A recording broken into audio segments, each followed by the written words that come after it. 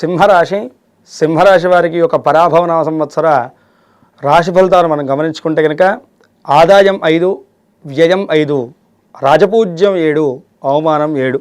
ముందుగా వృత్తి, వ్యాపార, ఉద్యోగ వ్యవస్థల గురించి మనం మాట్లాడుకోవాలి.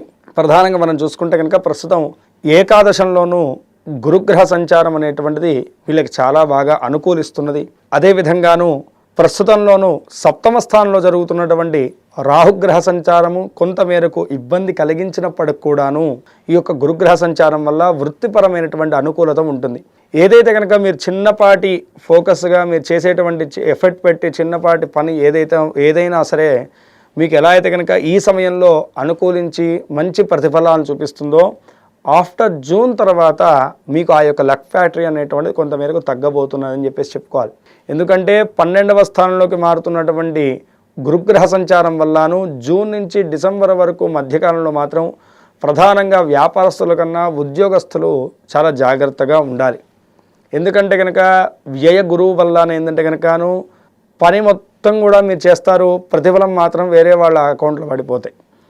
ఈ రకంగా ఆ యొక్క సాటిస్ఫాక్షన్ లేనటువంటి లైఫ్ని మీరు వృత్తిపరంగా లీడ్ చేయాల్సినటువంటి పరిస్థితి ఇంకా సుస్పష్టంగా కనపడుతుంది.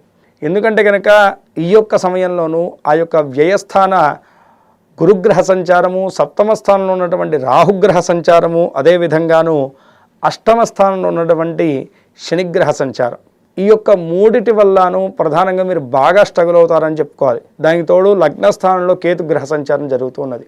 వీటన్నిటి రీత్యాను జూన్ నుంచి డిసెంబర్ వరకు మధ్యకాలంలోనూ ఫస్ట్ ఆఫ్ ఆల్స్ మీ మైండ్ కూడా స్టేబుల్గా ఉండదు, ఆరోగ్యం సహకరించదు. ఇందాక మునపటి ఉన్నటువంటి ఆ యొక్క ఫోకస్ అయితే కనుక ఖచ్చితంగా తగ్గుతుంది.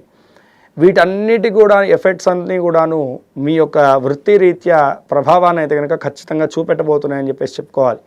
అయితే వ్యాపారస్తులకి ఏంటంటే కనుక ప్రస్తుతం ఉన్నటువంటి వ్యాపారాన్ని నడిపిస్తూ ఉంటే కనుక మిశ్రమమైనటువంటి ఫలితాలు ఉంటాయి. కానీ ఏదో కొత్త వ్యాపారం ప్రారంభం చేయాలి, దాన్ని విస్తీర్ణత చేయాలని పెద్ద పెద్ద పెట్టుబడులు పెట్టి షూరిటీలు ఇవ్వడం ఇలాంటివి చేస్తే కనుక ఖచ్చితంగా ఎదురు దెబ్బ తినక తప్పదు. ఎందుకంటే కనుక అస్సలు అనుకూలం లేనటువంటి కాలం. మీరు పెట్టారంటే కనుక మీరు ఊబిలోకి దిగినట్టే. ఎందుకంటే కనుక జూన్ నుంచి డిసెంబర్ వరకు అస్సలు అనుకూలత లేనటువంటి కాలం. ఆఫ్టర్ జూన్ తర్వాత మాత్రము ఖచ్చితంగా పరిస్థితులన్నీ కూడా మీ చేతిలోకి వస్తాయి. అయితే ఈ మధ్యలో ఉన్నటువంటి 6 నెలలు మాత్రము ఖచ్చితంగా జాగ్రత్త తీసుకోవాలి. వృత్తిపరంగా, వ్యాపారపరంగా ప్రధానంగా చెప్పుకోవాలంటే కనుకను ఎవరైతే కనుక ప్రైవేటీ ఉద్యోగం చేస్తున్నటువంటి వారు ఉన్నారో వాళ్ళ మీద ఒత్తిడి అధికంగా ఉండబోతుంది.